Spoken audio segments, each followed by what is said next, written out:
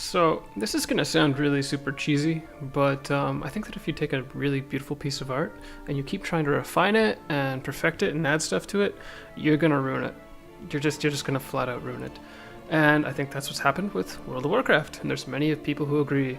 So, I'm a fully grown adult male, I'm 29 years old, and the thing I'm most looking forward to right now is the release of a video game next summer, which might sound a bit strange, or maybe a bit stereotypical, but I haven't anticipated a game like this ever. This is really the first time. And the reason is, it's a game that I played about 15 years ago when I was a teenager. The game is World of Warcraft. And so, what exactly is it that makes this game so appealing? Is it just nostalgia? I think if you were to make that argument, it wouldn't quite hold up, because there's so many other games I could feel so nostalgic about, but I don't feel so nostalgic about any of them but World of Warcraft. So then, what is it that makes it such a great game? What is it about the current game that isn't so great compared to the old version? Well, I want to get into that. I want to explain why vanilla World of Warcraft is in many ways the pinnacle of what gaming can be socially, or it was the pinnacle, and I know that I personally have never seen a game even come close, especially the modern version of World of Warcraft. So, what do I mean by that? What do I mean that vanilla WoW is the pinnacle of what gaming can be socially?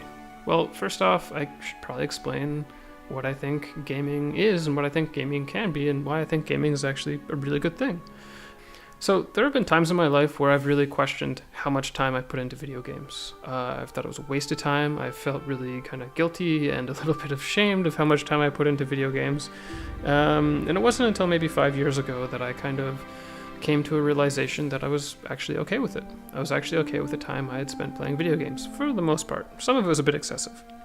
But when I looked back, and I took a bit of a break from gaming, I looked back and I saw a lot of really good fun times and a lot of really good memories that I had with video games. And most of all, World of Warcraft. The times that I had with that game were some of the best I've ever had in gaming, period. And the reason for that is because it was a rough game. It wasn't perfect. It was largely unpolished. And that's something that I think a lot of games these days have grown away from. They've gotten smoother and smoother and better. They get you into the game, you play it, you have a good time, there's no real hiccups, and you're out of it. When you need to communicate to someone else in the game, they've made it super streamlined and super easy. Oftentimes, you just have to press a button, and your character tells the other characters what you want them to do. If you need healing, if you need help, if you need them to go over here, over there, you don't even have to really communicate about it so much. And what that's kind of done for gaming, in my experience, is it's actually made it so that you don't have to communicate so much. You don't have to talk to one another in a meaningful manner. You don't have to work together to overcome difficult challenges and problems. And that's a really bad thing for games on a social level. The best part of gaming, what gaming does best socially, online, is get people to work together. And World of Warcraft, the classic version of World of Warcraft, did this so very, very well. There are a lot of modern quality of life features in the current game and many other games that make them very simple, very accessible, and very easy. But again, they take away the social factor. So, what did vanilla World of Warcraft do so well? You relied on other people. I think that is the biggest thing, is you had to rely on other people.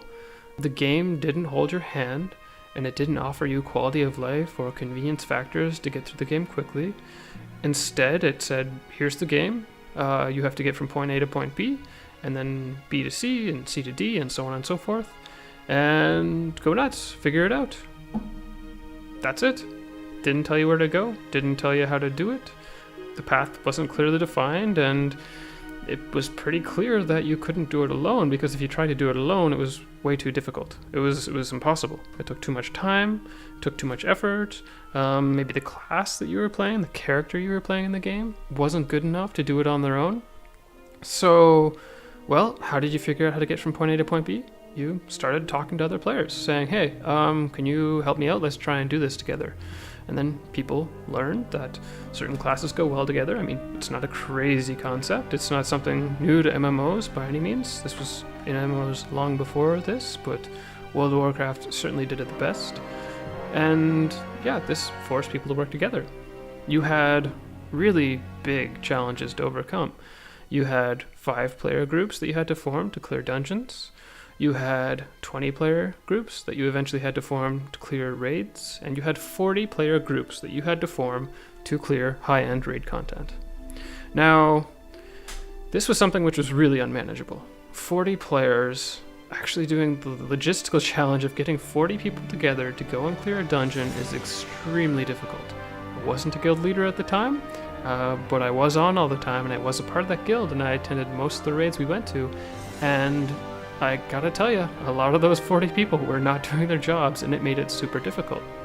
It made it difficult to recruit, difficult to find new people, and it was just a huge challenge. So I completely understand why games like World of Warcraft and other games took out 40-man raids, and they reduced the number of users down to 20, down to 10, so that you can get through the content much easier. It's a lot easier to build a team, it's a lot easier to get through it, and it takes out a lot of the growing pain.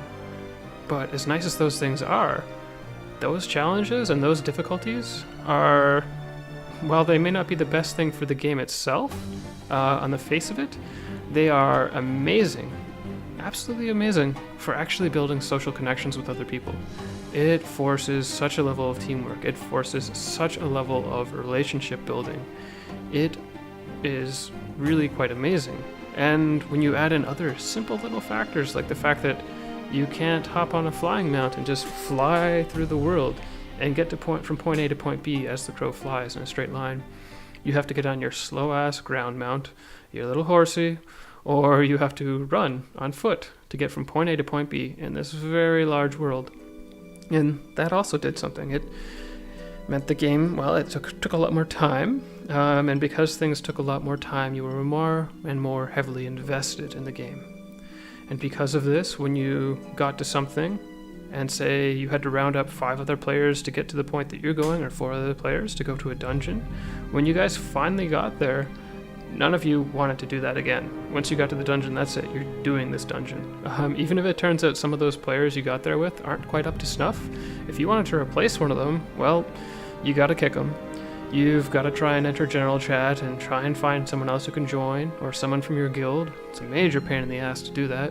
And then even once that happens, you have to wait 5, 10, 15, 20, 30 minutes for someone to get from wherever they are to where you are in the dungeon. Unless you have a warlock and you can summon them, but it could take a very long time for that to happen. So if you got into that raid or that dungeon and maybe your tank wasn't the best, or your healer wasn't the best, or your DPS wasn't the best, you still played with them. You started talking to them and saying, hey, maybe do this better. You started telling them tips and hints about how to play their class better. You tried to actually help them to do a better job, because you couldn't just replace them. You couldn't just press a button and replace them with someone else. It was a huge commitment that you'd invested into this person. And so you're going to work with them and you're going to start building relationships. You're not going to yell at them, and you're not going to troll them. I mean, most of the time, some people did. Because, yeah, it's dangerous if you do that. It's a waste of your time and everyone else's. But what this meant was you might find that you actually sort of like the person. You might invite them onto your voice chat channel server, and you might actually start to form a relationship with them. Next time you come on, even though they weren't the best player before, maybe you want to enter a group with them again. Maybe you want to play with them some more. And it's not because of the skill or the quality that they have with the game. It's because of their personality. It's because they're another human being. It's because you're forming a relationship with them. And that is something that doesn't exist in most video games today, and it's a damn shame. Because for me, and a lot of other people, back in 2004, 5, and 6, and some of the years afterwards, World of Warcraft demonstrated to us a video game that did an extremely great job of making social connections and helping form new relationships with other people. And it seems like something you'd get out of other video games, but not to the same degree or the same extent that World of Warcraft did it. And I think that's why this game in particular has such a strong nostalgic factor for so many of us. it just did it very, very well. And so I want to get into more of kind of the social factors about why it is that World of Warcraft was so great. I'll follow up with some more videos in the future. I have some other awesome topics I really want to hit on as to why. I mean, a lot of these things have been talked about by other people, but I want to throw my 2 cents in. I want to throw in kind of the social aspect of why I see it as being so amazing. And yeah, I hope you'll tune in for the other videos and give it a listen. In the meantime, I'm going to sponsor this video with actually something I'm making myself. So about 2 years ago, I actually started work on a passion project, and it's taken up all of my free time. It's a platform which is designed to help solve a lot of the social problems in games, where you don't actually end up making a whole lot of new friends these days. So it's a platform where you can find new people, and you can find new people local to you as well. If that sounds like a cool thing, then go over to nubble.com and add Classic WoW to your profile to show your support. I'm also looking for co-founders, so if somebody wants to come help out on the project and thinks it's pretty cool, then drop me a line. Thank you so much for your time, everyone, and I will see you in the next video. Bye-bye.